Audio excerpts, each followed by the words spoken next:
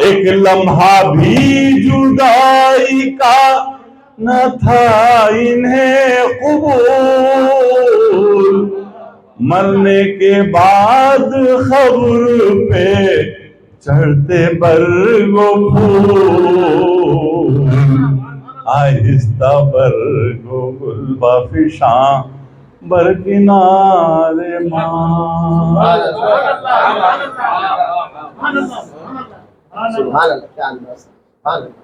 میں آپ تمام کو جشن عید میلاد النبی صلی اللہ علیہ وسلم کی دل کی گہرائیوں سے مبارکباد پیش کرتا ہوں، اور ایک واقعہ سناتے ہوئے خلیفۃ دوم امیر المومنین حضرت سیدنا عمر بن خطاب رضی اللہ تعالیٰ عنہ اپنے گھر میں تشریف فرما تھے،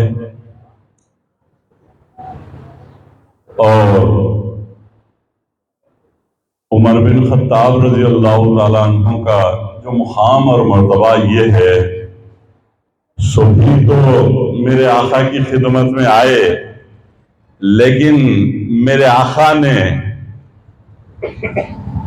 اللہ کے دربار میں کعبۃ اللہ کے غلاف کو پکڑ کر دعا کرتے ہوئے جن کو مانگا وہ عمر بن خطاب ہیں، جن کو مانگ کر لیا وہ عمر بن خطاب ہیں، جو خود آئے وہ دوسرے ہیں۔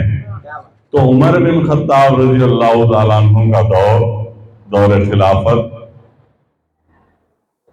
امیر المومنین ہے، 22 لاکھ مربع میل تک آپ کی حکمرانی ہے، اور میرے آقا نبی پاک صلی اللہ علیہ وسلم نے ارشاد فرمایا، جہاں سے میرا عمر گزرتا ہے وہاں سے شیطان بھاگ جاتا ہے۔ یہ سبھی کو معلوم ہے۔ میں سراج الدین رضوی صاحب اور الیاس قادری صاحب کی توجہ چاہ رہا ہوں، اب عمر بن خطاب رضی اللہ تعالیٰ عنہ گھر میں ہیں، اور بڑی تیزی کے ساتھ صفائی انجام دے رہے ہیں، اور ایک کرسی ڈال کر رکھے ہیں، اور بڑی بے چینی سے ٹہل رہے ہیں۔ تو کچھ ساتھیوں نے پوچھا، اے عمر، کس کا انتظار ہے؟ کس کا انتظار ہے؟ تو عمر بن خطاب فرماتے ہیں، ارے چپ ہو جاؤ، کون آ رہا ہے میں بعد میں بتاؤں گا، چپ ہو جاؤ۔ چپ کر دیا، اور کچھ ہی دیر کے بعد اس کائنات کے عاشق رسول، ان سے بڑا کوئی عاشق رسول نہیں، حضرت بلال رضی اللہ تعالیٰ عنہ تشریف لائے۔ امیر المومنین حضرت سیدنا عمر بن خطاب رضی اللہ تعالیٰ عنہ نے استقبال کیا، کرسی ڈالی، اپنی کرسی کو چھوڑ دیا، اور کونے میں جا کر ہاتھ باندھ کر کھڑے ہو گئے، اس طریقے سے استقبال کرنے لگے۔ کس کا؟ حضرت بلال کا۔ تو حضرت بلال رضی اللہ تعالیٰ عنہ ارشاد فرمانے لگے، حضور یا امیر المومنین، میں تو غلام ہوں، میں چرواہا ہوں، میرے باپ اونٹوں کے چرواہے تھے، میری ماں بہت غریب، میں غریب ماں کا بیٹا ہوں، اور میں ایک غریب غلام ہوں، اور یہ آپ نے کرسی ڈال کر مجھے استقبال کیا۔ غور کیجئے، اور مجھے تو اس کرسی پر بیٹھنا بھی نہیں آتا، میں نہیں جانتا اس کرسی پر بیٹھنا، اور میں غلام زادہ ہوں، حبشی ہوں، غلام ہوں، اور امیر المومنین آپ یہ کیا استقبال کر رہے ہیں؟ تو عمر بن خطاب رضی اللہ تعالیٰ عنہ نے ارشاد فرمایا، بلال تو غلام تو تھا ہی، لیکن جب سے میرے آقا کا غلام بن گیا ہے تو ہمارا امام بن گیا ہے۔ تو جب سے آقا کا غلام بن گیا ہے تو ہمارا امام بن گیا ہے۔ عزیزان ملت اسلامیہ، جس راستے سے میرے آقا گزرتے تو وہاں سے پتھر سلام کرتے اور یہ کہتے السلام علیکم یا رسول اللہ صلی اللہ علیہ وسلم۔ میرے آقا جس درختوں کے پاس سے گزرتے تو درخت جھک جھک کر سلام کرتے السلام علیکم یا رسول اللہ صلی اللہ علیہ وسلم۔ میرے آقا جب جھولے میں تھے ابھی تو جھولے سے ہمیں چاند سے کھیلتے اور چاند سے کھیلتے تھے۔ اور ابراہیم ایاز نے بڑے اچھے اشعار سنائے، اور کوئی محترم نہیں خاتون جنت سیدہ فاطمہ،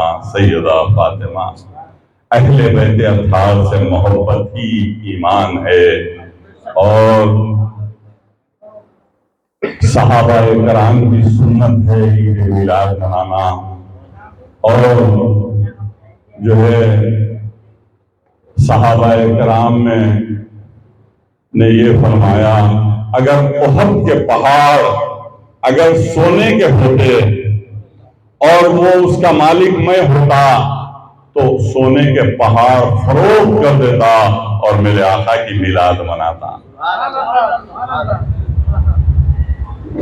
آج بعض لوگ یہ کہتے ہیں کہ عید میلاد منانا بدعت ہے، تو میں یہ کہوں گا کہ آج ہم بدعت کہنے والوں سے میں یہ کہوں گا کہ رحمت للعالمین صلی اللہ تعالی علیہ وسلم کی میلاد ہے۔ کیا تم نے نہیں پڑھا قرآن میں وَمَا أَرْسَلْنَاكَ إِلَّا رَحْمَةً لِّلْعَالَمِينَ؟ کیا تم نے طائف کے میدان کے واقعے سے تم واقف نہیں ہیں؟ طائف کے میدان میں اللہ کے رسول صلی اللہ علیہ وسلم کلمہ لا الہ الا اللہ محمد رسول اللہ پیش کرنے گئے تھے، اور دشمنان اسلام نے پتھر برسائے، میرے آقا کے جسم مبارک خون سے لہو لہان ہوا، اور اللہ تعالیٰ کا عرش ہل گیا، اور سارے فرشتے اور ملائک زمین پر، جبرائیل زمین پر، میکائیل زمین پر، اسرافیل زمین پر، اسرائیل زمین پر، اور اللہ نے جبرائیل علیہ السلام کو حکم دیا جبرائیل جاؤ اور میرے حبیب سے اجازت چاہو، اور میرے حبیب کی اجازت ملنے کے بعد طائف کے دونوں پہاڑوں کو ملا کر وہاں کی آبادی کو نیست و نابود کر دو۔ یہ تھا، لیکن قربان جائیے نبی پاک صلی اللہ علیہ وسلم پر، قربان جائیے رحمت للعالمین صلی اللہ علیہ وسلم پر۔ میرے آقا نے جبرائیل سے کہا اے جبرائیل، آپ نے تو 24,000 مرتبہ وحی لا کر قرآن پاک لایا، کیا تم نے ہی تو لایا تھا وَمَا أَرْسَلْنَاكَ إِلَّا رَحْمَةً لِّلْعَالَمِينَ، اور تم ہی کہہ رہے ہو کہ مجھے اس طائف کے شہر پر ظلم کرنے کے لیے، میں ظلم کرنے کے لیے نہیں آیا، میں زحمت دینے کے لیے نہیں آیا، میں خون بہانے کے لیے نہیں آیا۔ اگر یہ میرا پیام اس قوم جو ہے نہیں سنتی تو ان کی آنے والی نسلیں کلمہ پڑھے گی، اگر وہ نہیں تو ان کی آنے والی نسلیں بھی کلمہ پڑھے گی۔ اے جبرائیل، میں رحمت للعالمین بن کر آیا ہوں، میں انہیں بدعا دینے کے لیے نہیں آیا ہوں۔ تو میں یہ کہوں گا بدعت کہنے والے کوئی اور نہیں، ہمارے بھائی ہیں، کلمہ گو ہیں۔ تم اذان سنتے ہو، نماز کو جاتے ہو، قرآن پڑھتے ہو، روزہ رکھتے ہو، رمضان کی عبادت کرتے ہو، رمضان میں رحمتیں، برکتیں، فضیلتیں حاصل کرتے ہو، اور میرے آقا کی میلاد کو بدعت کہتے ہو، تو سن لو نماز صدقہ ہے نبی پاک صلی اللہ تعالی علیہ وسلم۔ یقیناً یہ علماء کرام اور مفتیان اعظام نے کہا رمضان فضیلتوں کا مہینہ ہے، رحمتوں کا مہینہ ہے، برکتوں کا مہینہ ہے، جنگ بدر کا مہینہ ہے، جنگ احد کا مہینہ ہے۔ فتح مکہ کا مہینہ ہے، نزول قرآن کا مہینہ ہے، لیکن علماء کرام نے کہا یہ نزول قرآن کے مہینے سے زیادہ افضل ماہ ربیع الاول ہے، اس لیے رمضان میں قرآن آیا اور ربیع الاول میں قرآن والے تشریف لائے۔ اللہ اکبر،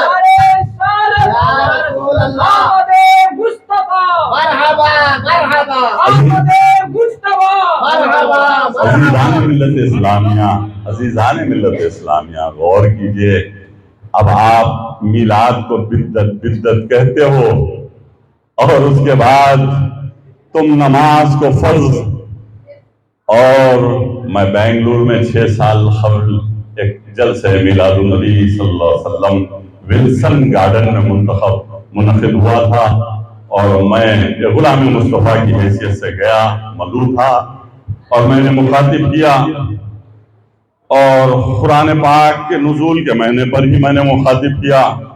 جیسے ہی جلسہ ختم ہوا کچھ لوگ مجھے پکڑ لیے، نیازی صاحب یہ فرض والوں کا شہر ہے اور یہاں پر کوئی میلاد اولاد نہیں منائی جاتی۔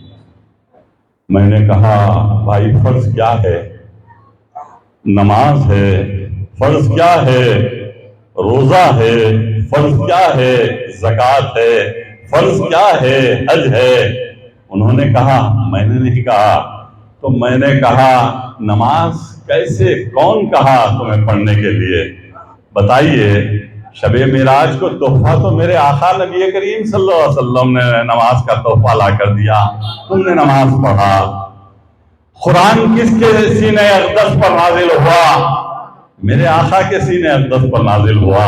22 سال 5 مہینے 22 دن جو ہے قرآن پاک نازل ہوتا رہا، میرے آقا کے سینے اقدس پر قرآن نازل ہوا، تو قرآن بھی مت پڑھیے۔ روزے قائم ہوئے، میرے آقا نے کہا رمضان میرے آقا کے صدقے میں رمضان بنا، ساری کائنات کا ذرہ ذرہ میرے آقا کے وجہ تخلیق کائنات کا حکم الہی ہوا۔ اللہ کا کہنا میرے نبی کا کہنا ہے، اللہ کا جو ہے احکام الہی میرے نبی کے احکام ہیں، اور اے خدا میں نے تجھے بن دیکھے خدا مانا ہے۔ زبیر صاحب، اے خدا میں نے تجھے بن دیکھے خدا مانا ہے، خدا کی قسم میں نے محمد کا کہا مانا ہے، خدا کی قسم میں نے محمد کا کہا مانا ہے صلی اللہ علیہ وسلم۔ عزیزان ملت اسلامیہ، ابھی بھی وقت ہے بدعت کہنے والوں سے۔ ہم رحمت للعالمین کے جو ہے در کو، میرے آقا کے نسبت کو، میرے آقا کے آل کو، میرے آقا کی شہزادی بی بی فاطمہ کو، میرے آقا کی آل حسنین کریمین کو کہ دامن کو پکڑے ہوئے ہیں، دنیا کی کوئی طاقت ہمیں نہیں روک سکتی۔ اور آپ جو بدعت کر رہے ہیں، ابھی بھی وقت ہے، آ جائیے اور میرے آقا کی میلاد منانے میں شامل ہو جائیے۔ اگر بدعت کہتے ہوئے دنیا سے چلے جائیں گے تو زمین بھی قبول نہیں کرے گی، زمین کہے گی ارے یہ میرے آقا کی زمین ہے، اور آسمان کہے گا میرے آقا کا آسمان ہے، چاند و ستارے کہیں گے ہم آقا کی ثنا کے لیے بنائے گئے ہیں۔ تو آپ بدعت کہتے ہوئے چلے جائیں گے تو آپ کی روحیں لٹکتی رہ جائیں گی۔ ضرورت اس بات کی ہے، رحمت للعالمین صلی اللہ علیہ وسلم کا در ہے، اگر صبح کا بھولا شام واپس آ جائے تو میرے آقا کی رحمت میں شامل ہو جاؤ گے۔ رحمت للعالمین اپنے جسم مبارک پر پتھر کھائے، بدوا نہیں دی، خون مبارک بہ رہا ہے، کسی کو بدوا نہیں دی۔ میرے آقا نے ساری زندگی کے 63 سالہ حیات مبارکہ میں کسی کو بھی جو ہے بدوا نہیں دی۔ میرے پیر و مرشد ڈاکٹر سید محمد حمید الدین شرفی صاحب رحمۃ اللہ علیہ فرماتے چاندنی کا ریت پر بکھیرنا،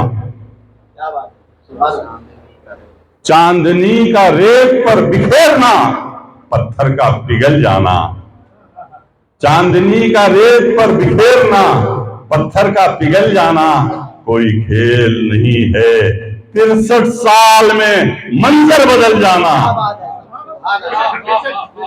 63 سال میں منظر بدل جانا۔